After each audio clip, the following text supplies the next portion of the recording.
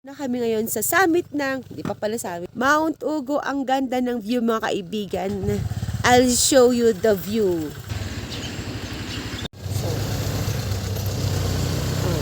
one way lang po. Kailangan may mag-iba pag may makakasalubong. 5 AM mga kaibigan, at ito ang makikitang view sa Payapa, Nueva Vizcaya. Tinatahak natin ngayon ang kalsadang papunta sa Mount Ugo at ito ay pang one way lang. Kaya kung may makakasalubong tayong mga sasakyan ay kailangan tumabi yung isa at bigyan natin ng daan ang makakasalubong natin.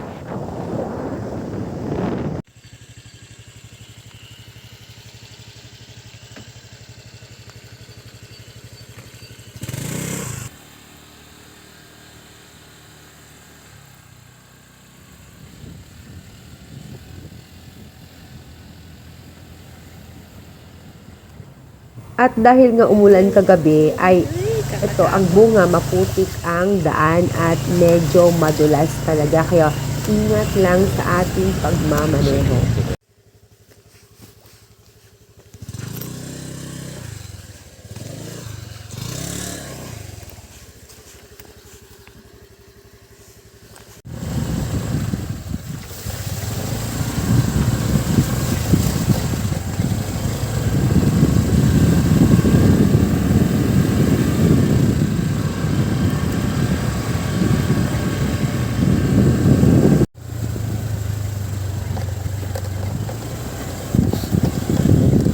So pag andito ka na sa pinakamataas, sa taas na bundok ng park, ay kuha na siya.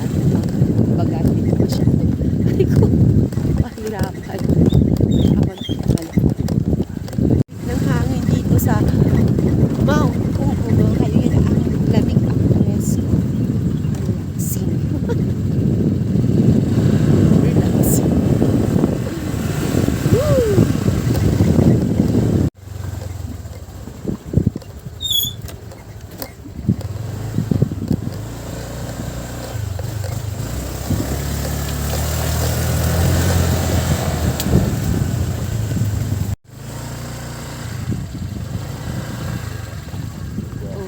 Putik. Oh my gulay.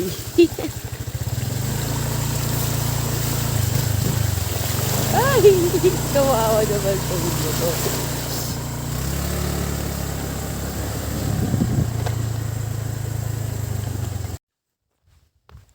Maglakad tayo. Huh? So this is the selling and transfer of lands within the ancestral domains are not allowed. Then, tinungdan indigenous people, Ansipsip, Dumolpos, Itogon, Benguet. So Itogon, Benguet na tayo. Itogon, Benguet na tayo. So, dito na tayo sa Itogon, Benguet. Tayuan namin mga kaibigan is Itogon, Benguet na siya. So, Benguet na rin talaga to. So, boundary ng Nueva Vizcaya at Itogon, Benguet. Kinatatayuan ko mga kaibigan, nakikita na natin yung Bagyo. Ayun yung Bagyo. Nakikita ba? Zoom in. Zoom in. Hindi makikita. Ayun sa kabila, doon, ayun yung mga bundok. Yung bundok na yung mga kaibigan ay Baguio City na nakikita nito yung mga bahay, yung mga building. Grabe, dito na kami sa pinakamataas. Dito na kami sa Mount Ugo. Saan tayo pupunta? Doon kaya kami pupunta sa summit. Ayun yung pinakamataas niya, no? Kita talaga dito mga kaibigan yung Baguio City. Natutuwa ako. Doon na kami nung natulog doon. Opo. Sare. Hello. Simba. Ito Ito na pala yun ay. Na, Nagapon niya. nagkapo kami itlay ako. Babata mapang kami mga lati karot. Ityan. So, tatabengget dato yan? Wen, binggit. Ah. Ito'y binggit. Sa kopi, ito yun. O, di ba bagyo aja yun, Nay, oh? Wen. Ang saya. Bagyo, ma'am. Agapuan niyo. Ay, Biskaya po. Ay, agsupli kayo manan. Dakat pag nantanga na babanay awanon. Kung pupunta kayo sa Mount Ugo, Opo. daanan ninyo ang kalsara. Yama. Opo. Tapos? Undaw kayo dit kilometer 14, mampalusod. Itchay lusod, ingga na titinungdan. O, Ayun na yun. no mapang kayo itchay. Ada te kalsara nga ko pag naantimotoryo. Opo. Oo. Galing, no? Pang kami dyan, magna kami, pag nain ayag pa nga to, Nay? Wala nang pagnaan ng motor. So, maglalakad po kami paakyat. Oo, lakad. Ang tao, lakad. Pataas. So, iiwan namin yung motor sa baba. Oo, tukti Mount Ugo. Ayan, punta po kami doon. Doon. Doon. Mayroon, mga Kaya kailangan isara. Baka kasi may mga hayop na lalabas. Baka, ganon. Alam, di masara.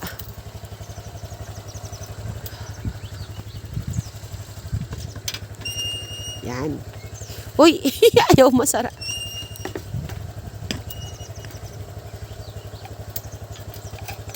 Yan, okay, tara na. Palobat na ako. Wow. Lobat na ako, pagpamahon summit na ako. Pataas. Ito ang signage dito. Si Domolfos. Tapos, darsyo tayo sa Mount Ugo. Si may taas, hindi.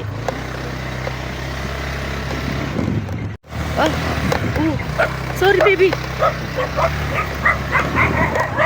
Sorry ko po.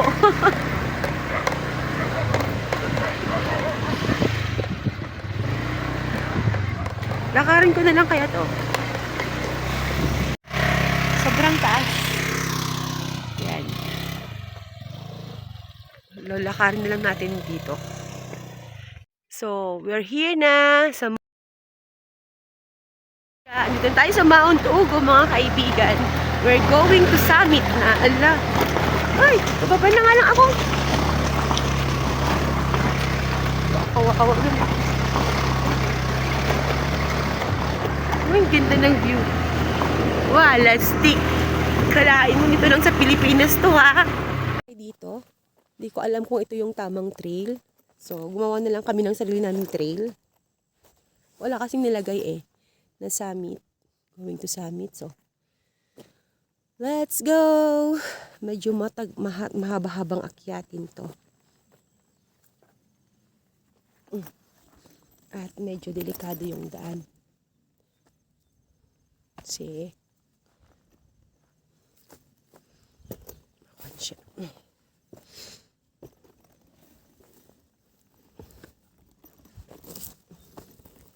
See? Isbangin. Uy.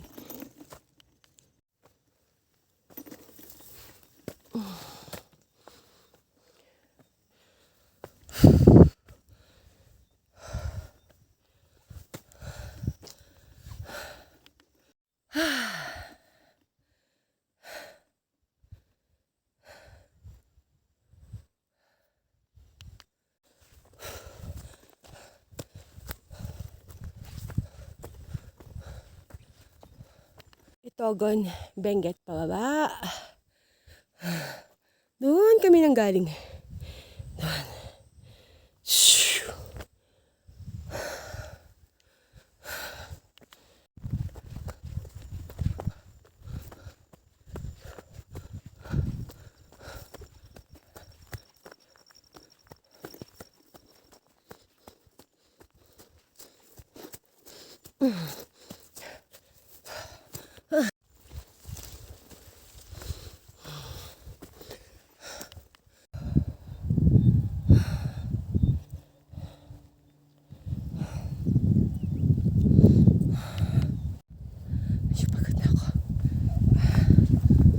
Hindi pa namin naabot yung summit, mga kaibigan.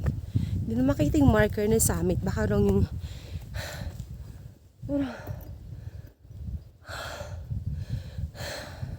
Sige pa. Nang sa makita yung marker, yung summit na Mount Ugo. May nakikita ako sa mga napapanood ko na marker ng Mount Ugo. So, let's continue.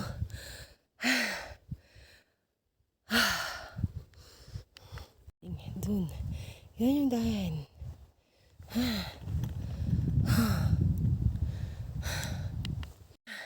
Malapit na kami sa Mount Ugo. Wow! Yun na ba yun? Parang hindi pa naman. May nababasa akong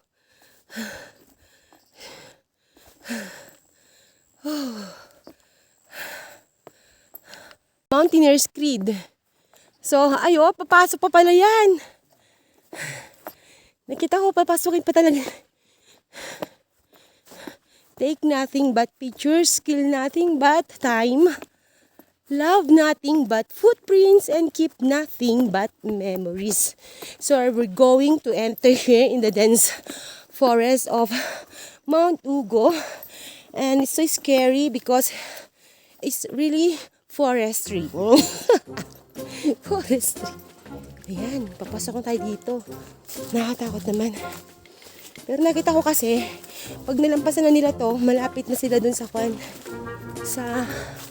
Mount Ugo, sabi niya. Baka kasi mas malaki talaga napuntahan nating trail. Wala. Grabe ah.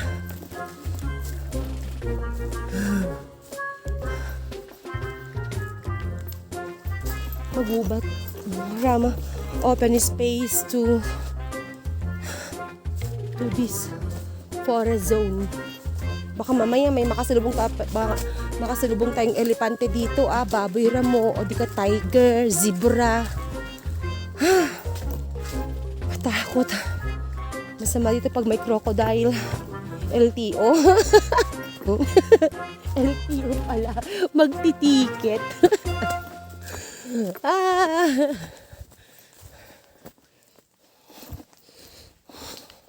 Ano? Gubat na portion ng Mount Ugo, no? Oh. Naghihintay ako makasalubong natin si Si Lolong. Si Lolong.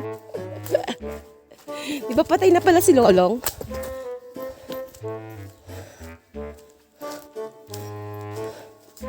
Si Lolong, mga kaibigan, yung pinakamalaking buhaya sa Pilipinas. Namatay na yata, di ba? Si Lolang na lang natitira. Byuda na si Lolang. Si Lolong patay na. Lolang, byuda, pero may chismis ako. Nagkaroon daw ng bagong jowa si Lolang ngayon. Kaya hindi na lang siya lonely. Meron na siyang ulit Lolong.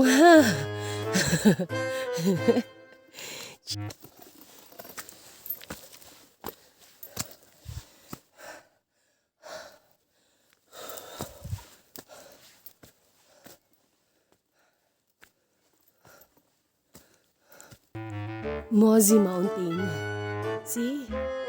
It's a Mozi Mountain of Mount Ugo. Mozi Forest pala. It's just a Mozi Mountain. Pagod ako.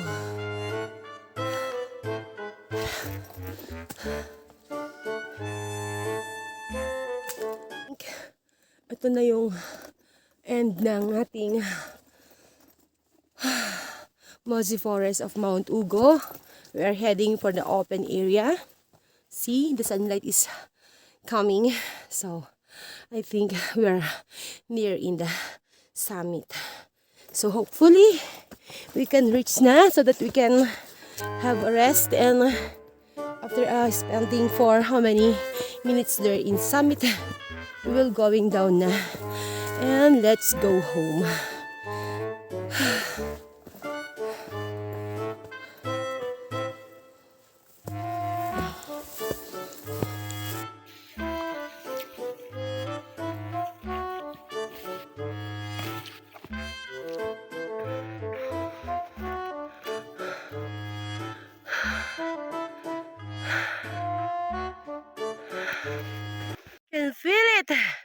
Nasa summit na tayo. We're here na on top of the world. Mount Ugo Summit. Nasaan? Wala. Wala yung signage niya. Doon.